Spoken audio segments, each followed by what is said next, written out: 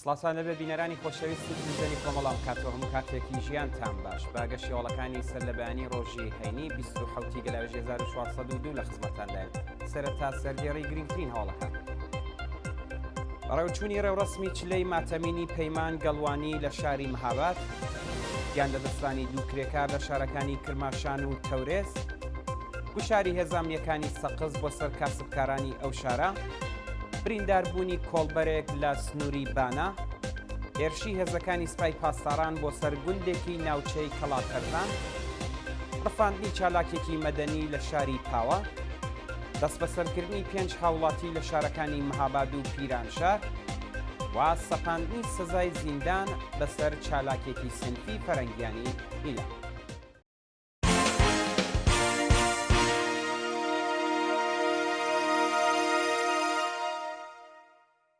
درێژەی هەواڵەکان بەڕێوەچوونی ڕێوڕەسمی چلەی ماتەمینی پەیمان گەڵوانی لە شاری مەهاباد. ڕۆژی پێنجشەممە 26 گەلاوێژ مەراسمی چلەی ماتەمینی پەیمان گەڵوانی بە بەشداری بەرینی بنەماڵەی ئەو گیانبەخت کردووە و خەڵکی مەهاباد لەسەر مەزارەکەی بەڕێوەچوو.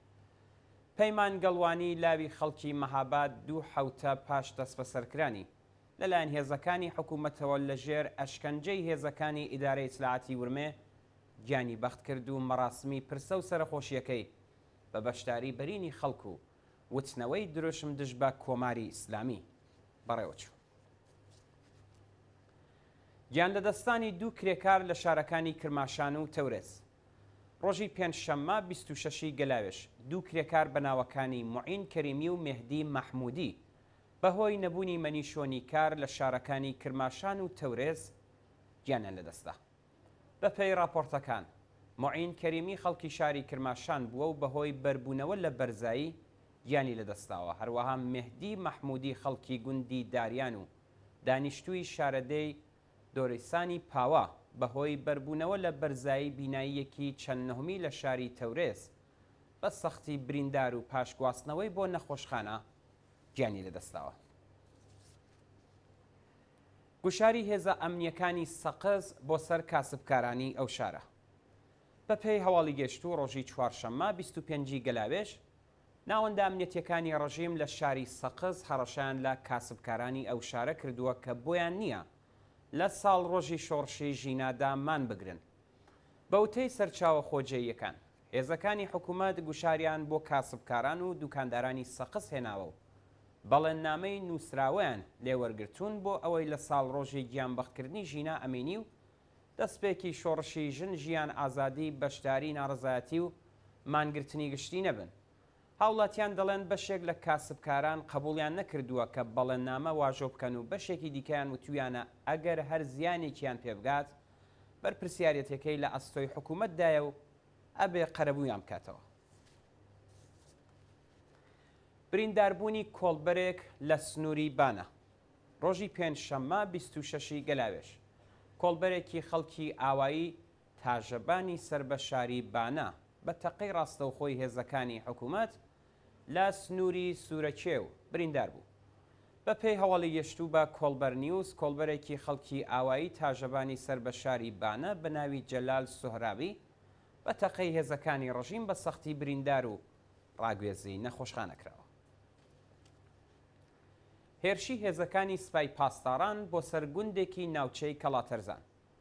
ڕۆژی سێشەممە 24 گەلاوێژی 1402 چەند چەکداری سپای پاسداران بە بیانووی هەبوونی چەکی نایاسایی لە ئاوایی چاویلکانی حاجی هەڵیان کوتاوەتە سەر ماڵی دانیشتوانی گوندەکە و تا کاتژمێر 9 شەو ڕێگەیان نەداوە خەڵک بچنە نێو ماڵەکانی خۆیانەوە.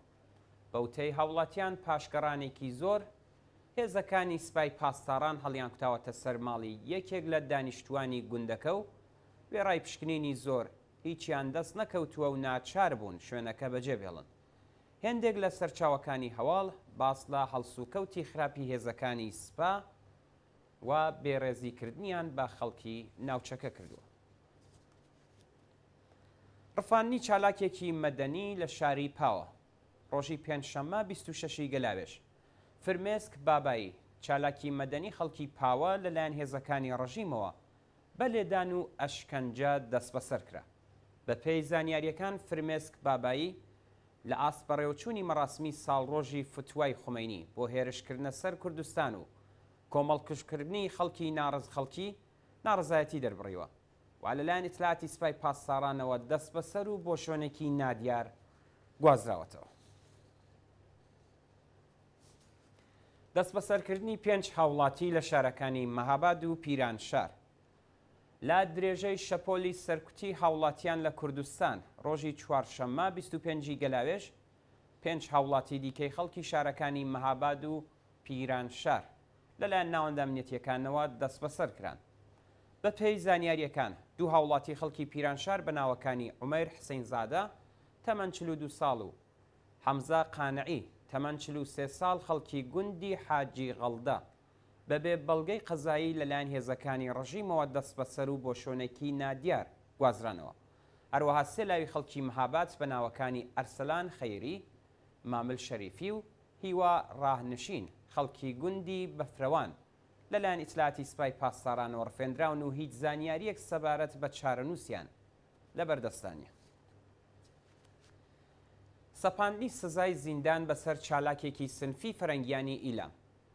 ئەحمەد عەلیزادە چالاکی سنفی فەرەنگیانی شاری ئابدانان لە پارێزگای ئیلام لەلایەن دەستگای قەزایی ڕژیمەوە بە 3 ساڵ و 1 ڕۆژ زیندانی تەعزیری مەحکوم کرا. ئەحمەد عەلیزادە لەلایەن دادگای ئینقلابی ئیلام بە تۆمەتی پێکهێنانی گروپی نایاسایی بە مەبەستی تێکدانی ئاسایشی گشتی بە 6 ساڵ و 1 ڕۆژ زیندان مەحکوم کرابوو کە ئەو حکومە لە دادگای پێداچوونەوە بۆ 3 ساڵ و 1 ڕۆژ کەم کرایەوە. ناوبرا و پێشتریش لەلایەن ناوەندە ئەمنیەتیەکانەوە ناچار بە خانەنشینی زۆرم لێ کرابوو. ساڵی ڕابردووش ناوبراو بە 2 ساڵ دوورکەوتنەوە بۆ ئوستانی سیستان و بەلوچستان سزادرابوو. درێژەی دروشنووسین لە شارە جۆراوجۆرەکانی ئێران. بە پێی ئەو گرتە ڤیددیویانەی بەدەستمان گەشتووە لاوانی ئازادی خواز لە شارە جۆراوجۆرەکانی ئێران دیواری شارەکان بە دروشمی دژە حکوومەت دەنەخشێنن. کچان و کوڕانی ئازادی خواز و بەرابەری تەڵەب لە شارە جۆراوجۆرەکانی ئێران بانگەوازی خۆپیشاندان لە 25 خەرمانان ساڵ ڕۆژی گیانبەختکردنی ژینا ئەمینی و دەستپێکی شۆڕشی ژین ژیان ئازادی دەکەن و دیواری شارەکان با دروشمەکانی دژە حکوومەت دەنەخشێنن. درێژەی ڕفاندنی چالاکانی مەدەنی لە پارێزگاکانی گیلان و مازەندەران. لە ڕۆژانی ڕابردوودا 3 چالاکی مەدەنی خەڵکی شاری ڕەشت و شارۆمەندێکی بەهایی خەڵکی بابۆل لەلایەن هێزە ئەمنیەتیەکانەوە ڕفێنراون. ڕۆژی چوارشەممە ئازادە چاوشیان چالاکی بواری ژنان و دانیشتووی ڕەشت لە ماڵەکەی خۆیدا لەلایەن هێزەکانی ئیتلاعاتەوە دەست بەسەر کرا. هەروەها ڕۆژی سێشەممە نیوشا بەدیعی سابت شارۆمەندی بەهای خەڵکی بابل و دانیشتووی تاران لەلایەن هێزەکانی ڕژیمەوە دەست بەسەر و بۆ شوێنێکی نادیار گوازرایەوە.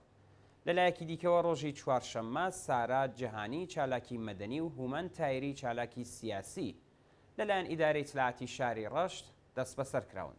جێگەی ئاماژەیە کە لە ماوەی ڕۆژانی ڕابردوودا بەلانی کەم 12 چالاکی مەدەنی لە پارێزگای گیلان لەلایەن هێزەکانی حکوومەتەوە دەست بەسەر کراون و هیچ زانیاریەک سەبارەت بە هۆکاری بەندکران و شۆنی ڕاگیرانیان لە بەردەستانیە.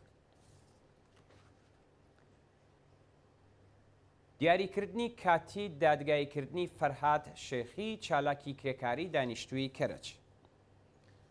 جەلسەی دادگایکردنی فەرهاد شێخی چالاکی کرێکاری دانیشتووی کەرەج بڕیارە ڕۆژی دەی ڕازبەری 1402 لە لەقی دادگای ئینقلابی کەرەج بەڕێوە بچێت.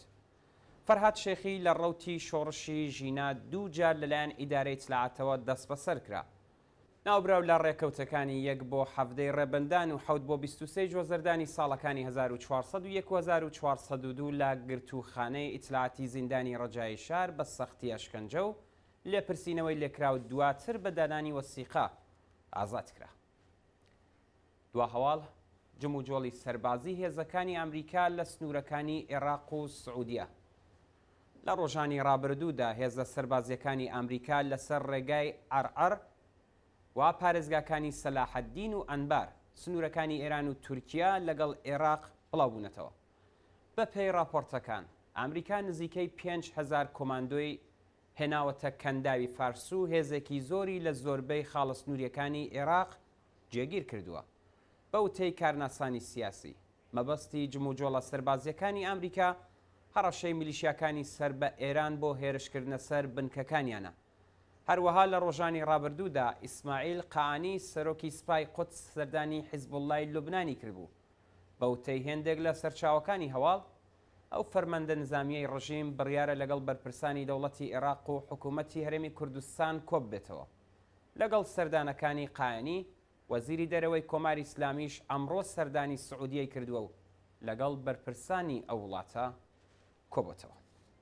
بەڵە بینەرانی خۆشەویست، هەواڵەکانی سەرلەبانیتان پێشکەش کرا، لەگەڵمان بن بۆ بینینی درێژەی بەرنامەکانی تەلەڤیزیۆنی کۆمەڵ.